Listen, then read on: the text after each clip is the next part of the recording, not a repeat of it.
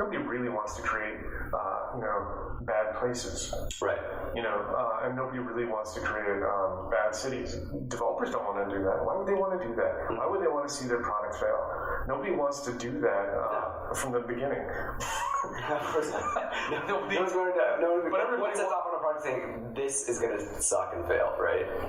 And the same thing. Nobody wants to, create a bad product. But when the community is involved in that, and they're not kind of shepherding what they want to see, then the market's going to do the race to the bottom. They're going to provide the lowest quality environment that they can, and that has got to begin, at the feet of the people that live here, right? If there's like 4 Starbucks on 7th Avenue going into downtown from Camelback or Missouri. If you start in Missouri and you go down to Roosevelt Road, there's like 4 of them, and that's not a bad thing, right?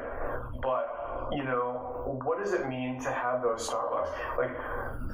And what does it mean for the community to have those, in place? So the community could, come out and say, okay, it's 4th or 5th Starbucks. We want some really good stuff from you if you're going to put a shop here. And that's not happening. And that discussion is just sort of like off the table because I think for a number of reasons, but I think generally because people aren't engaging in it. And I lived, in different cities across the United States, and some of those things are happening in other cities. Really? Yeah. How do they happen exactly? Like, how do they bring those people together to? In Minneapolis is a great example. People just have a stronger. Maybe the idea isn't a stronger connection to their environment, but they're more politically engaged with their environment. So they're, one of the Starbucks goes up, and they're going to the city council meetings and saying, okay, Starbucks, you can develop there, that's fine. This is a free country, you can do whatever you want. But, we want to see this really reflect the values of Roosevelt. We don't just want a vanilla shell. We want something that really and that's how you get, really high quality product. We're talking about high quality product, not whose product again, right? Because if we talk about whose product, then you're really kind of being, segregating yourself from, who's who. It doesn't matter who really develops down there. It matters how they do it, right? And how they're and the manner they're doing it, right? I think it doesn't matter, if a big corporation comes down there, right? It's still people, right? And they still are looking for the city to succeed because they want to make money, right? But it's how they do it, and if they're interacting with the people that are have a stake in that, and part of the problem is the people who have a stake in that aren't really kind of interacting. They're not really kind of engaging. And they're sort of like checking out of the process and leaving. And that sort of idea... it has to be both sides. It has to be both sides. If they do come, if these corporations and development companies come and say, hey, we want to talk, if you don't show up and start bitching about it, that's on you, man. Like they're willing to have a discussion. As an architect and as a planner, that's how we provide better things, right? Like, as an architect and as a planner, like, we're working for a client who's generally, the owner who's, willing to take a risk in putting up a business or a development. They're also taking a risk, of course, in that, and they're putting out capital and they're doing all those things. But if they don't have to do anything, they can provide the cheapest quality product that we can deliver to them. And that's part of the problem is they can do that because there's nobody that's willing to sort of come to the show up and force the issue. And I think in building the city that we're talking about, kind of building here too, right? A big part of it that I talk about in the description is focusing on human-centered design. And really all human-centered design is thinking about the people who are going to be using the thing first, and not saying, oh, we're just building this because we can build it, right? Saying, let's identify who this is going to be built for, why we're building it, how they would like to be building it, and how they interact with it, and using them throughout the entire development process. Not just saying doing like an interview once and seeing, but bringing them in throughout and saying, hey, are we kind of on track here? Is this something you'd like to see? Is this working? Testing things out as you go. And then you come out with that quality product. And sometimes it could even be less expensive because you wanted to put this thing in that you think they want that's like super expensive and like maybe the highest quality, like marble or whatever. But they're like, I don't give a shit about marble. I just want it to be really comfortable. And you're like, oh, well, we can just put in some $1,000 couches and get the same result, right? Yeah, we as designers really want to, most designers I think would agree on this, they want to improve, provide an improvement over, what's there. But we have to have a client that's willing to do that.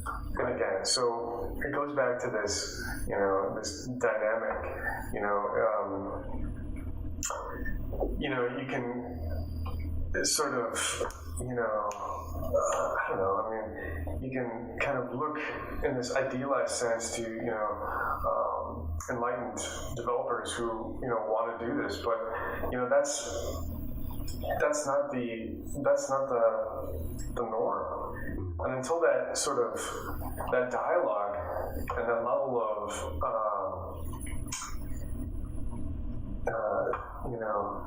demand shifts to a higher standard, we're not going to get that. We can provide a higher standard at a lower cost right now if people would kind of just come to the plate and start asking for it, because the market will provide that, and that's the kind of bottom line. Like we have outliers just because nobody kind of cares at this point, and that's something that is incredibly frustrating as a designer. Oh yeah. In urban design and architecture, is that people just are kind of oblivious to a majority of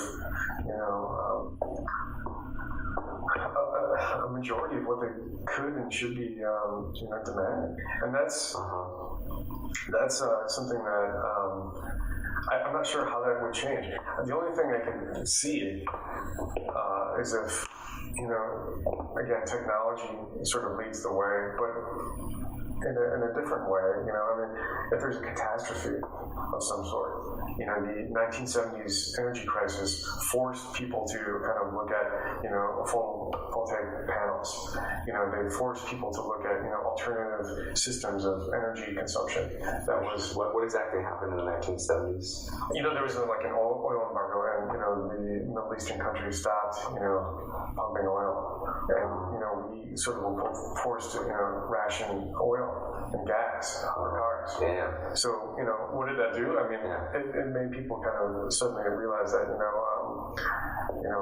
we should look at alternative forms of energy.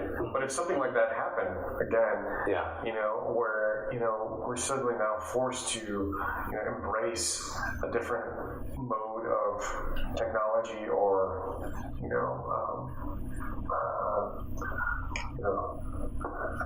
sustainable method, energy consumption. I think we really kind of there'd be a lot of hurdles, but I think it could benefit in the long run. Like say, there's a water supply shortage, and suddenly something happens and we can't get water. What is that going to do? We can't pipe a whole bunch of water out to these cities. So then people need to sort of, again, I'm talking like severe kind of drought kind of scenario where people are like suddenly now forced to sort of localize and kind of, or energy. Like what if, the grid breaks down? So like a number of different like nightmare scenarios. Which are all, like nightmares, right? Possible to happen, right? Yeah, like I'm sure the cities think about this. As I hope they do. Probably, loss of life and, huge, sort of catastrophes towards people. But that's the only thing that I could see shifting, some of because we're like, we choose to live in a very, unsustainable manner at this point. And that's by choice. Yeah. It's not by our culture says more. Whatever we can do it. We own the world. And start thinking, well, I mean, kind of, but let's really think this through just a step more. How do we make this thing really work in a sustainable, functional way where you think about the whole life cycle? We don't think about the whole life cycle. We think about making the thing, getting the thing out, getting the profit, and then it's not our problem anymore. Yeah, I think that's true, but I think, in a way, but I think that's, all these rich people who, we hear so much about, like Warren Buffett, I think, in general, they want to reinvest money into, things that work, right? So we need to find a way to, look at, giving them good models of things that would work, and the only way to get to that point is if people really come together. You look at Seattle. Seattle's a great example. Seattle's got a lot of good things happening in their city, and they're really kind of they are and they're looking at how a city kind of runs efficiently, effectively, and looks at density and public amenities, in the city center. What are some of the things they're doing really well? What are some of the things they're working on doing better that you know of? And what are some of those public amenities?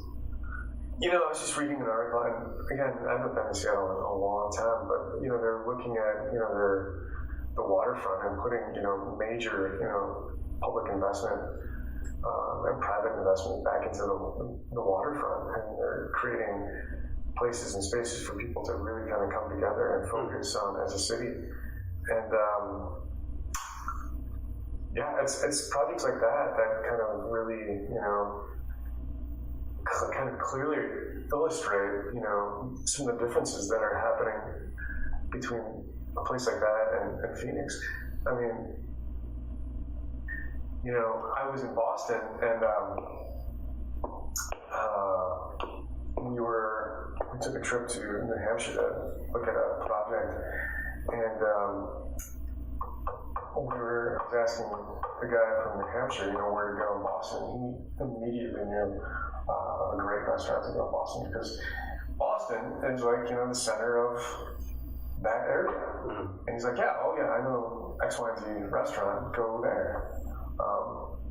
So he identified with Boston, and he knew Boston well enough to say, this is the place to go. So if you go to, the equivalent would be, driving an hour, north of Phoenix, and asking somebody where to go in Phoenix, and they don't care, and they don't know, because there's no identification of place with, that person in Phoenix, and there's really no pride. So, but if you, and I'm extrapolating here, now, if you maybe ask somebody in the Washington region where to go in Seattle, they may say, oh yeah, Pike's Place Market, right? And then the new waterfront right next to Pike's Place. There's this great restaurant. Okay, so it's like that, like having that area. Exactly. That's like, that's the spot you gotta go hit up. But it's a huge, reinvestment into the city, right? It's like, the waterfront project's, $315 million. Where is that coming from? It's not just the public government, it's also private investment. Right. And it's all those developers that everybody in Phoenix is, kind of crazy about, throwing under the bus. They're putting money into that city, and they're putting money into city and making it, a great place. What do you think? So why isn't that happening? And those are the questions that, people in Phoenix really need to look hard at. It's sort of like, why is that sort of not happening? and ask, those kind of questions. Why aren't the developers, doing that? Because they need to. I mean, the only way that Phoenix is ever going to compete with places like Seattle is that they need to, we need to